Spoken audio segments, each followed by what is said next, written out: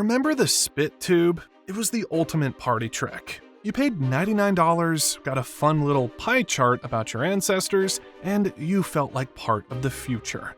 But it was a trap. 23andMe has collapsed, and in the bankruptcy fire sale, they didn't just sell the office furniture. In a way, they sold you, auctioning off the company that held your genetic code. And if it wasn't sold by them, it might have been stolen by someone else. This is the story of how 23andMe unraveled, and how it might have taken bits of you with it.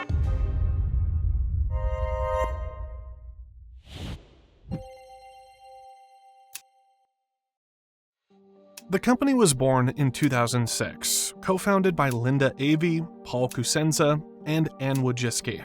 It had the kind of pedigree that most startups would kill for, because in the incestuous world of Silicon Valley royalty, Ann Wojcicki was the queen.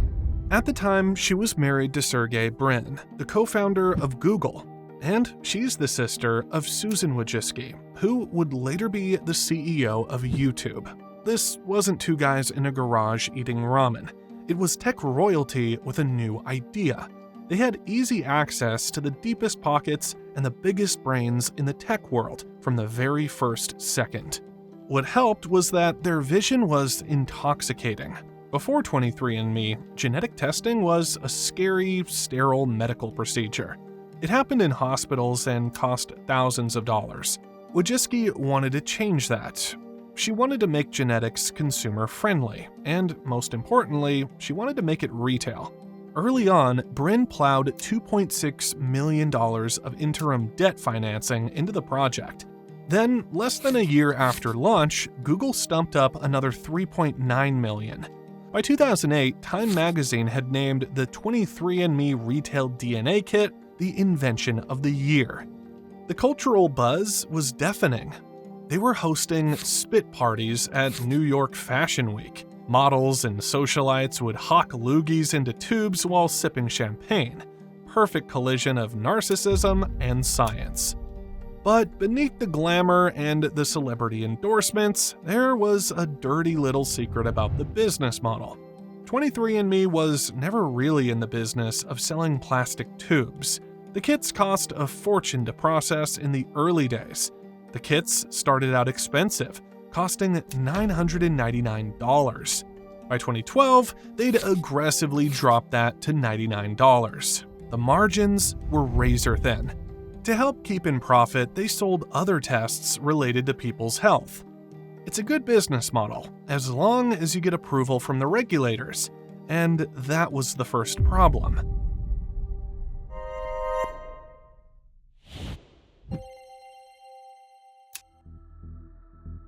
The first sign that their move fast and break things attitude was going to hit a wall came in 2013. In Silicon Valley, you can disrupt the taxi industry or the hotel industry, and regulators will usually catch up later. But when you try to disrupt medicine, the federal government tends to get involved. On November 22, 2013, the FDA sent 23andMe a warning letter that was effectively a nuclear strike.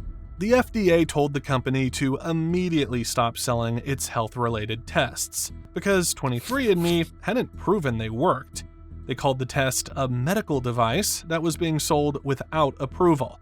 They were worried people would get a false positive for a cancer gene and get unnecessary surgery, or get a false negative and ignore a real problem. Overnight, the company was crippled. From November 2013 to October 2015, all they could sell was the ancestry data, those fun pie charts about whether you're Irish or German. Most companies would have died right there, but Wojcicki was relentless. She spent 2 years negotiating with the FDA, proving the science and running studies. In 2015, they were allowed to relaunch health tests for a rare syndrome called Bloom disorder. This began a comeback that was framed as a triumph of perseverance. The company had grown up and was now safe and compliant, and the public ate it up. From 2016 to 2018, 23andMe entered its golden age. Oprah named their DNA kit one of her favorite things, and it became a popular Christmas gift for the person who had everything. It seemed like everyone was talking about their haplogroups, but the tests were still cheap, and they'd spent a long time in the wilderness battling the FDA. So how does a company worth billions make money if they're losing cash on every sale? It's simple. You aren't the customer. You're the product. Wojcicki and her team realized that if they could convince millions of people to hand over their DNA and sign a consent form, they would build the world's largest library of genetic information, a library worth a lot more than $99 per person. So they sold access to that library to pharma giants. This success culminated in a massive deal in 2018. GlaxoSmithKline invested $300 million exclusively to use 23andMe's data for research and development. The data mine was open for business. In finance, it's easy to think you're buying a product only to find out your data is being sold, or you didn't get what you expected. But there is a way we can help you avoid that: reading our newsletter. If you want the best information about things like distressed debt, leveraged finance, and bankruptcies, click the link in the description. Sign up and get the inside scoop on the latest business news. That way, you can avoid any insanity and see through the hype.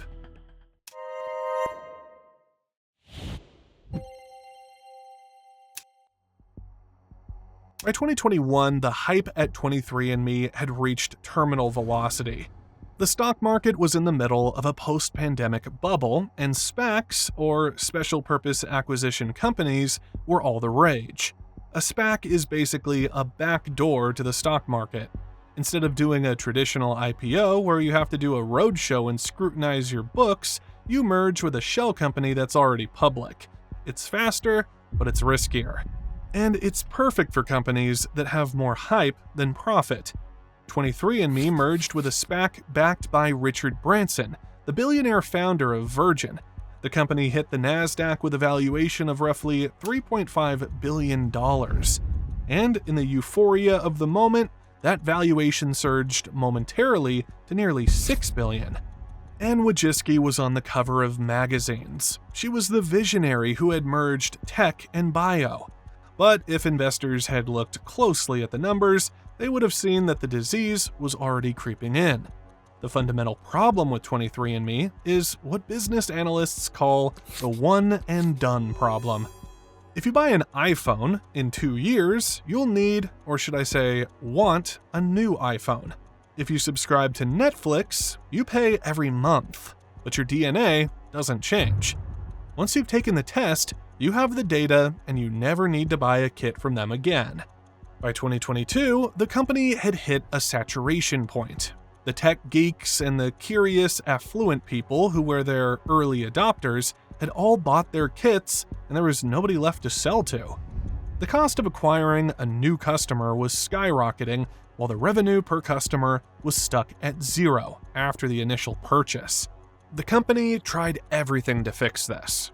In a desperate attempt to create a new revenue stream, 23andMe launched a $29 a year subscription service called 23andMe Plus, promising regular updates to health reports. But because a genome is static and doesn't need ongoing payments, it didn't work. Then they pivoted to telehealth in late 2021 by purchasing a company called Lemonade Health for $400 million. The idea was that 23andMe would become your doctor. They'd test your DNA, tell you what risks you had, and then prescribe you meds through the app. But it didn't work. Integrating a logistics-heavy medical service with a data mining tech company was a disaster. So the cash burn accelerated. 23andMe wasn't a tech company anymore. It was a money-losing medical provider with an identity crisis.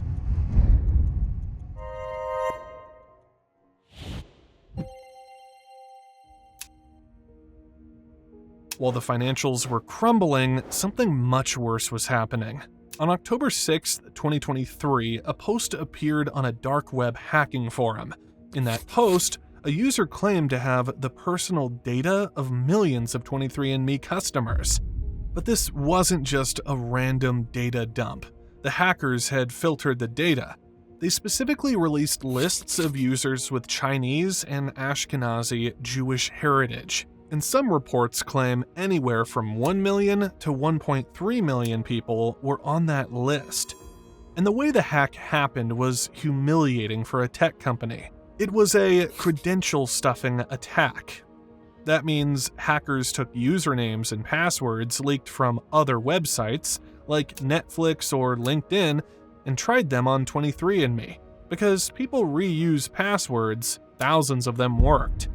But the hackers didn't just get the data of the people they hacked. They exploited some of the opt-in features, specifically one called DNA relatives. If you enabled this feature, 23andMe allowed you to see your distant cousins, but to show you your cousins, the system also gave you access to their info. So, by hacking one person, the attackers could scrape the data of thousands of their relatives. In the end, only about 14,000 accounts were actually logged into, but because of the DNA relatives feature, the hackers stole the data of 6.9 million people. The company's response was a masterclass in how to destroy a brand. Instead of taking responsibility, they sent out letters essentially blaming the users for having weak passwords. They also changed their terms of service to make it harder for people to sue them. Lawyers called it cynical and self-serving. And it was the final nail in the coffin for consumer trust. Who would ever trust this company with their biology again?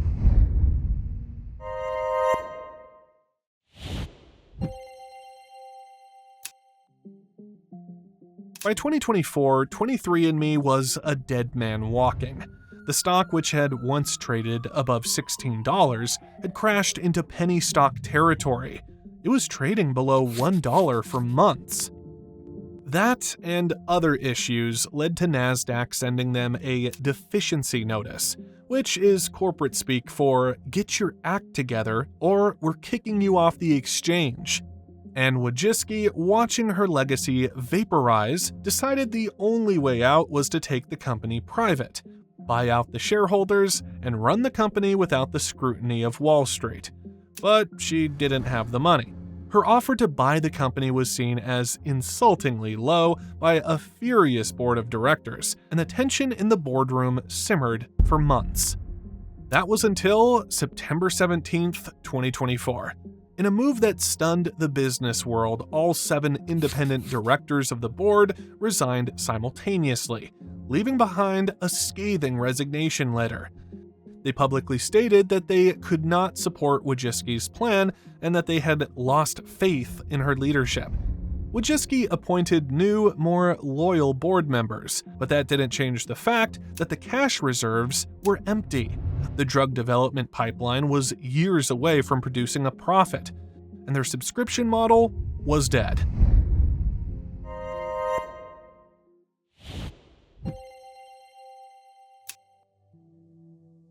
On March 23, 2025, the inevitable happened. 23andMe filed for Chapter 11 bankruptcy. Now, usually when a company goes bankrupt, it's sad, but it's pretty straightforward. You start by selling off your stuff for as much as you can get. A furniture store sells off its sofas. A car rental agency sells off its cars. Creditors get paid an agreed amount, and life goes on. But 23andMe didn't have sofas or cars. All they had was us. The most valuable asset 23andMe had left was a database containing the genetic codes of over 15 million people. And under US bankruptcy law, that data is an asset, just like a recliner or a Mitsubishi. It can be sold to pay off debts. This sparked a level of panic that we rarely see in the financial world. Suddenly, privacy advocates, state governments, and former customers realized that the terms of service they clicked agree on 10 years ago didn't protect them from a bankruptcy auction. The bidding war for the company began, and the participants were a who's who of privacy nightmares. On one side, you had Anne Wojcicki. She was desperately trying to raise cash to buy back her company, and she claimed protect the legacy. On the other side, you had Regeneron Pharmaceuticals, a massive biotech company.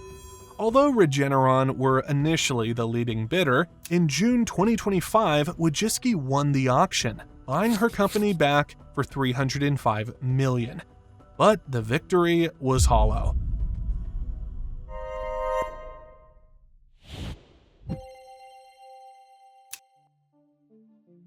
As of making this video, 23andMe still exists, but it is a shell of its former self.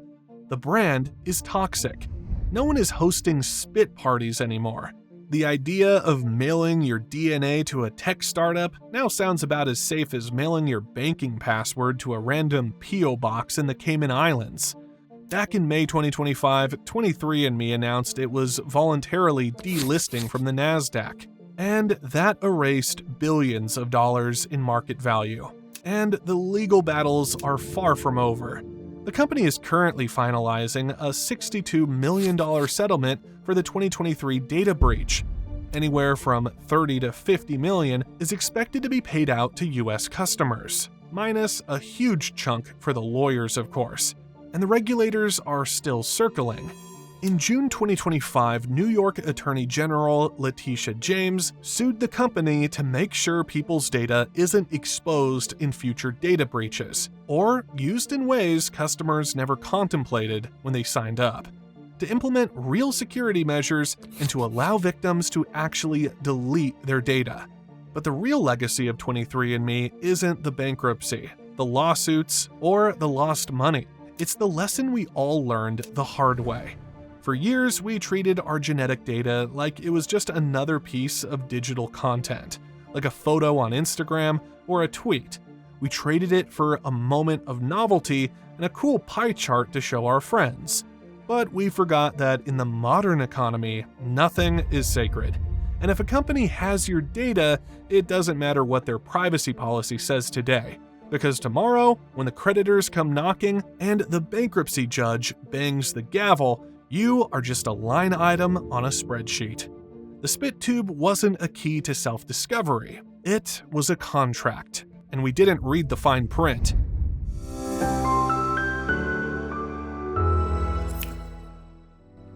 If you enjoyed this trip into the DNA of company failure, be sure to click on one of the videos above for more. Thanks for watching.